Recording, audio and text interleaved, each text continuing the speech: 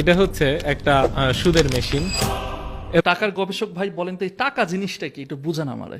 এটা হচ্ছে একটা সুদের মেশিন এবং এটার মালিক আপনি নিজেও না, এটার মালিক অন্য কেউ, আপনি কেবল হাতে ধরে বসে আছেন।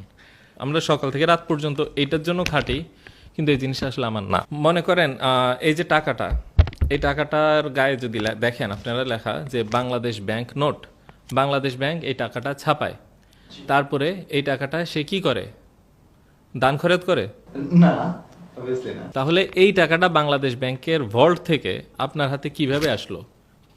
আপনি তো চুরি করেন নাই, আমিও চুরি করি নাই। আসলো কিভাবে? সে দানও করে না, বাংলাদেশ ব্যাংক কোনো ব্যবসায়ীও না, আমি চুরিও করি নাই। একমাত্র একটা উপায় আসে, সেটা হচ্ছে ঋণ। Okay, এবং এই ঋণটা কি সুদমুক্ত? okay. না। তাহলে টাকাটা ছাপায় কে? বাংলাদেশ ব্যাংক। এবং ছাপানোর পরে সে সরকারকে অথবা অন্যান্য ব্যাংকে ঋণ দেয়।